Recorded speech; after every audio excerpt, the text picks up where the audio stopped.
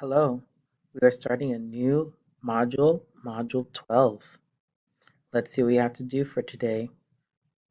Day 1, Monday, December 7th. First, we'll watch this video. Then we'll click Async. You have two activities in Async today. The first activity is a Nearpod, a grammar and speaking lesson making polite requests. So you will complete the Nearpod. Then you have an activity to do in the textbook, page 68 and 69. You'll read and listen to the article, the audio here, and then you will complete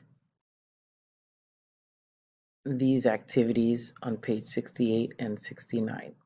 Take a picture and upload it to Schoology. Make sure your picture is clear and that I can see the work.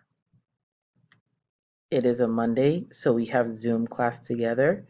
So let's see for sync. We have a few things to do today. We are going to complete part 1 on page 68 in our textbook, and we're going to practice using in order to and to, and practice would you mind. Okay, and then we're going to do an activity in groups with sentences. And that's it for today. Good luck.